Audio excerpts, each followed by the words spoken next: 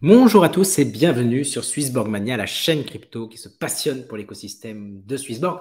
Aujourd'hui, on va parler de cet article qui va nous expliquer un petit peu comment Swissborg va gérer l'arrivée du merge Ethereum. Ethereum va passer effectivement en Proof of Stake, ce qu'on appelle aussi Ethereum 2.0, et ce passage-là s'appelle le merge lorsque nous allons quitter la Proof of Work. Donc la Proof of Work, c'est la preuve de travail, c'est lorsque comme pour Bitcoin, eh bien, c'est des ordinateurs qui consomment de l'énergie pour sécuriser le réseau et ainsi celui qui répond aux problèmes mathématiques va gagner une récompense qui seront pour Bitcoin des Bitcoins et pour Ethereum des Ethers. Et bien ici, ce qui va se passer, c'est qu'on va changer ce module pour passer à un système de Proof of Stake où les mineurs de demain seront des stackers, des gens qui ont des Ethers, les mettent en gage et de bien se comporter pour pouvoir trouver le nouveau bloc, les nouveaux blocs de la blockchain Ethereum. Si jamais quelqu'un qui était parmi ce travail-là de stacking eh bien, se comportait mal et faisait des mauvais calculs et de mauvaises informations, il risquerait de perdre les Ethers qu'il a mis en gage. D'accord? Donc ça, c'est un nouveau système. Ça arrive très prochainement. Et toutes les vérifications des équipes de Vitalik Buterin ont été concluantes. Ça a mis énormément de temps. Ça fait des années que nous attendons l'arrivée du merge et l'arrivée de Ethereum 2.0. Et nous y sommes quasiment. C'est pour ce mois-ci. Alors, Swissborg a fait un petit article qui va bien nous aider pour comprendre comment nous allons, nous, être traités à l'intérieur de l'application. Et j'aime autant vous dire tout de suite que je trouve que c'est une très bonne façon, très élégante, de nous aider, nous accompagner et surtout de faire le boulot à notre place. Nous n'aurons pas grand-chose à faire. Nous devrons simplement être vigilants à ne pas faire 2-3 petites opérations de transfert de fonds vers l'appli ou en dehors de l'appli à ces moments-là. Alors, l'information principale, c'est qu'aucune action n'est requise de notre part. Hein. C'est clair, vous n'avez rien à faire, vous n'avez qu'à attendre que les choses se passent. Comment ça va se passer? Déjà, l'information, c'est que la migration va intervenir au bloc 15 540 293. D'accord? Ça devrait intervenir entre le 10 septembre et le 20 septembre et probablement autour du 15. D'accord? Avant cela, nous serons sur une blockchain Proof of Work et après, nous passerons à une blockchain Proof of Stake. Notez ceci qui est important, c'est que l'essentiel des acteurs sont en faveur du Proof of Stake. Ce changement, il est validé par les gros acteurs. On parle des baleines, évidemment, mais on parle aussi de Circle, de Tether, d'Uniswap, Chainlink et bien d'autres.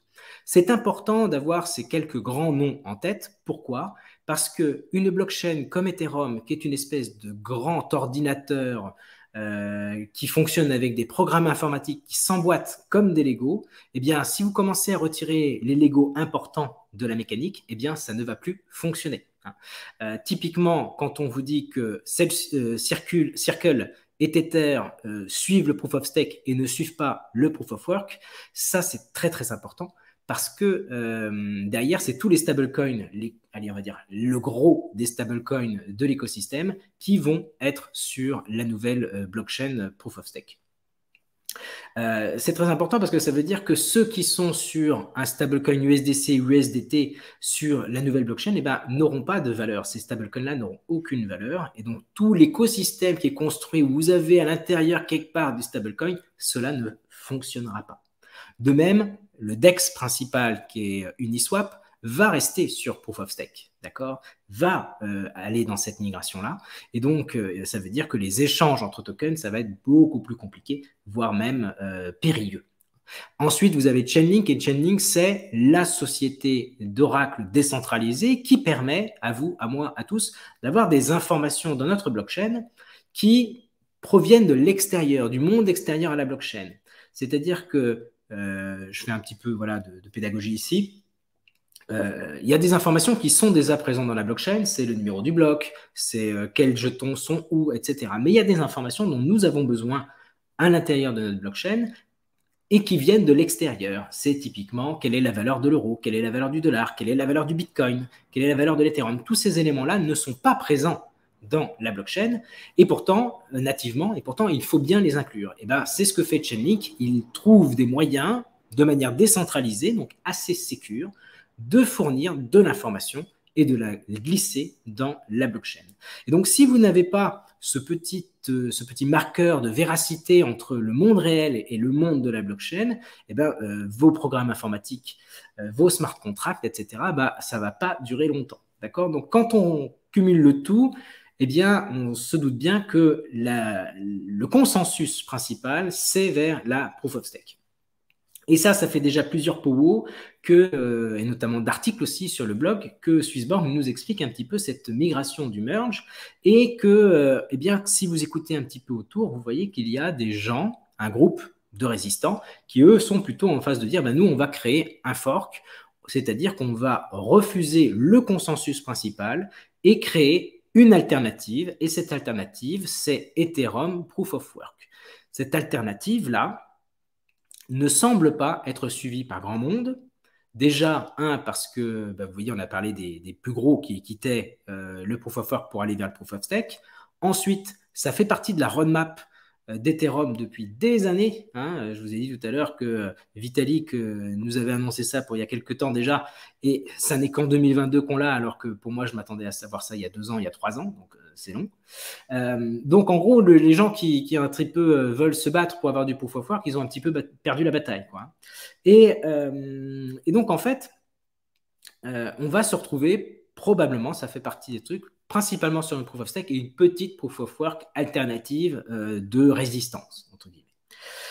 Ça, c'est intéressant aussi parce que ça nous démontre que la gouvernance sur la crypto et la blockchain, ça fonctionne comme ça. C'est-à-dire que on n'impose jamais rien aux gens. Si vous n'êtes pas d'accord avec une idée principale, eh bien, on peut aller vers se créer une alternative, même si ces alternatives-là, si on fait le bilan de ces dernières années, parce que nous en avons eu des forks et sur Bitcoin et sur Ethereum, et ça n'a jamais bien fonctionné. Le consensus a toujours gagné, ou alors c'est devenu le consensus.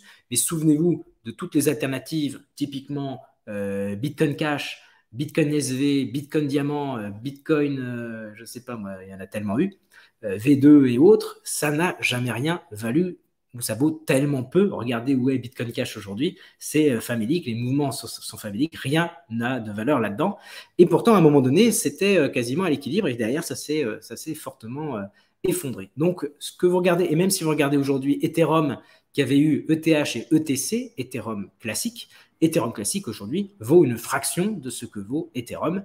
Donc, c'est bien le sentiment général qu'il faut quand même aller là où il y a le consensus, et que généralement, si vous n'êtes pas dans l'alternative, la fork gagnante, eh bien, vous allez vous retrouver à quelque chose qui va perdre l'essentiel de sa valeur et disparaître progressivement. Surtout si le cœur des smart contracts et des gens qui sont dans la crypto ne suivent pas cette alternative-là, comme ça semble être le cas ici.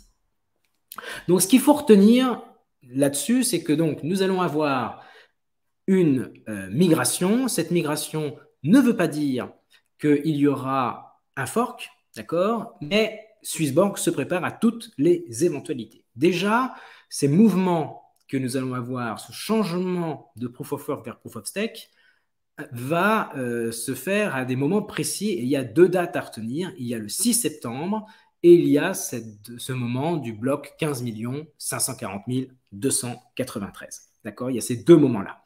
Et pour ces 2 moments-là, ce qu'il faudra faire, c'est ne pas faire de dépôt ni de retrait Ethereum et ERC20. D'accord? Donc, tous les jetons qui sont supportés par la blockchain Ethereum, il ne faudra pas faire ces dépôts, ces retraits sur l'application le temps que les choses se passent. D'accord? C'est un petit peu comme si on vous disait, attention, c'est pour le mieux, mais il va y avoir un ouragan. Donc, simplement, pendant les moments où l'ouragan arrive, vous fermez les portes, vous restez bien au chaud à l'intérieur, vous attendez que ça passe. Voilà, donc ça, c'est le 6 septembre et probablement autour du 15 septembre. Donc, pas de dépôt, pas de retrait.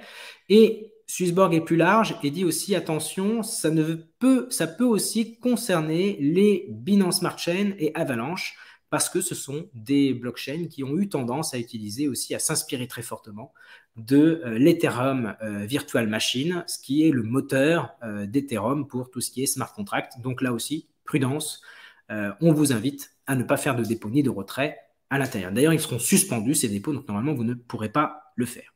Une fois que l'orage sera passé, il faudra être patient et laisser le temps à la blockchain de passer, quoi, de faire sa migration. Et ensuite, vous pourrez refaire les dépôts et les retraits et il faudra attendre une notification qui arrivera dans l'application. Donc, vous recevrez une petite notif. Ça y est, tu peux refaire tes virements, tes dépôts, tes retraits, etc. Donc ça, c'est clair. Tout sera géré. Tout ce moment-là, le moment où vous allez vous barricader à l'intérieur de l'application, fermer les fenêtres, fermer les volets et attendre, eh bien, tout ça se fera, toute la gestion sera assurée par Swissborg et vous n'aurez rien à faire. Alors, concernant ce merge, donc on a dit qu'il y avait cette possibilité d'un fork. Ce fork, il y a deux cas possibles. C'est cas A, il n'y a pas de fork. Et à ce moment-là, bon, bah, on va juste fermer les fenêtres et puis voilà, et on recevra la notification, on rouvre les fenêtres et puis affaire réglée. Ou alors, il y a le fameux fork qui survient et il y a une deuxième blockchain Ethereum, c'est la blockchain POW, Proof of Work, qui se maintient à côté de la Proof of Stake. À ce moment-là, ce qui va se passer d'une manière générale, c'est que vous allez avoir pour chaque jeton, pour chaque actif qui est présent sur la blockchain Ethereum, potentiellement son frère jumeau qui va apparaître sur la Proof of Work. Donc vous aurez, si vous aviez, je ne sais pas moi, 2 Ethers, eh bien vous aurez 2 Ethers sur la blockchain Proof of Stake et 2 Ethers sur la blockchain Proof of Work. D'accord? Mais c'est valable aussi pour tous les jetons ERC20 et c'est valable aussi pour tous les NFT et c'est valable pour tous ces trucs-là. D'accord? Donc, tout ce qu'on retrouve sur la blockchain Ethereum devrait arriver en 2 dans chacune des branches du fork. Qu'est-ce qu'on peut dire ici? Donc, Swissborg va supporter Ethereum Proof of Stake. D'accord? Si jamais il y a les deux, nous, ce qu'on soutiendra, c'est Proof of Stake. Donc, quand on parlera d'ETH, on parlera du ETH Proof of Stake. On ne parlera pas de l'autre. D'accord? L'autre, tout ce que vous allez avoir sur la Proof of Work, Swissborg va les prendre, les vendre et racheter des CHSB derrière et vous les distribuer par la suite. D'accord? Donc les deux, si vous reprenez notre exemple des 2 Ethers que vous aviez, ben, il y en a 2 Ethers qui arrivent sur la Proof of Work, Swissborg les vend et achète du CHSB sur la blockchain Proof of Stake et par la suite, vous les distribue. Donc ça, c'est intéressant parce que généralement, ces moments-là, il faut être assez rapide parce que la blockchain Proof of Work, les blockchains alternatives, les petites tentatives comme ça à côté, bon, ça n'a pas un grand avenir et ça se casse la figure, on en a parlé tout à l'heure. Et donc, là où il y a le moment où ça a le plus de valeur, c'est au tout début.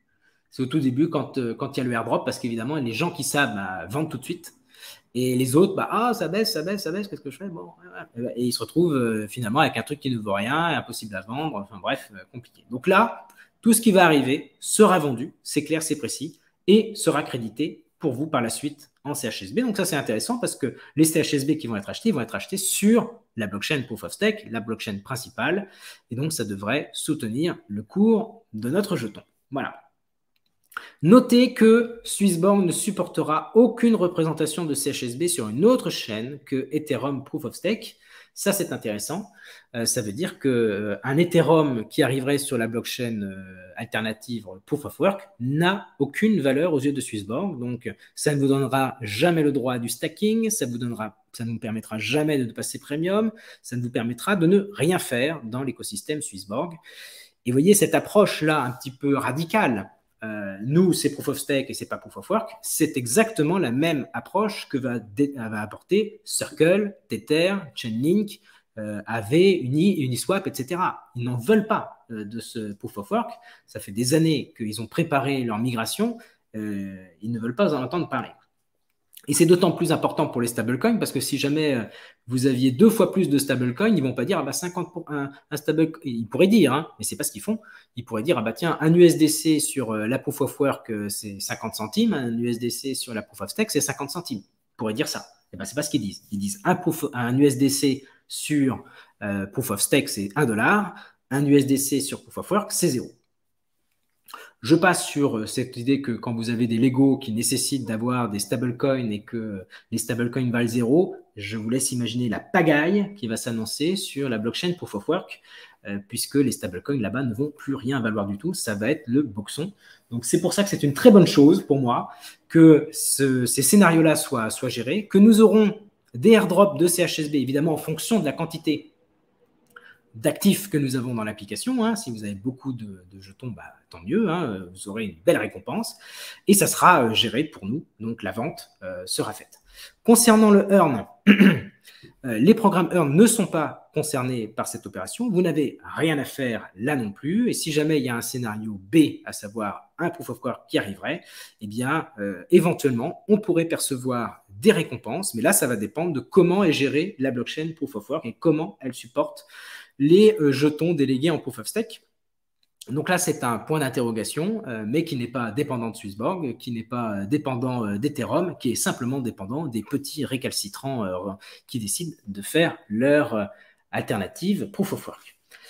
Au niveau des remarques, on évite du coup de faire les dépôts, les retraits pendant les 2 périodes qu'on a mentionnées, 6 septembre et lors du bloc 15 540 293. On évite aussi, donc bah voilà. Et ensuite, notez que vous serez informé quand vous pourrez reprendre les dépôts, quand bah voilà, il sera temps de rouvrir les fenêtres, rouvrir les portes, et bien là, vous serez informé du nécessaire. Sur, globalement, moi, ce que j'en pense, c'est que je pense que c'est très bien de la part de Swissborg, eh ben, de prendre les devants, de nous informer, là, on est le 2 septembre, donc on a 10 jours. Si la stratégie que Swissborg met en place ne vous convient pas, eh ben, libre à vous de sortir les capitaux et de faire les choses par vous-même. Je vous l'ai dit, hein, moi, je vois vraiment ça comme un petit peu une tornade qui approche. Je préfère être bien au chaud, à l'abri dans l'application, avec des experts qui s'y connaissent, que de devoir affronter ça tout seul et puis de me poser la question, et c'est quand que je pourrais à nouveau ressortir. Bon, voilà. Après, moi j'en ai connu des forks, hein. J'ai connu des forks sur Bitcoin, j'ai connu des choses comme ça. Bon, ça se passe bien, mais il faut juste pas se tromper. Qu'est-ce que je peux dire de plus? Je trouve que cette approche de vendre l'ensemble des jetons proof of work qui, pour moi, effectivement, n'auront pas de valeur, je peux me tromper. Donc là, après, faites vos propres recherches. Si vous pensez que les jetons qui arriveront sur la proof of work auront de la valeur, eh ben, peut-être que ça vaut le coup de faire les choses différemment. Mais si vous pensez que ça ne vaut rien, eh ben, autant les vendre et aller et laisser Swissborg faire les transactions et vous faire un airdrop le moment venu. Voilà. Donc ça ne concerne qu'Ethereum et les ERC20, hein. Ça veut dire que ça ne concerne pas les autres blockchains, évidemment. Voilà. Eh bien, j'espère que tout ça vous aura donné un peu plus d'explications sur cet article.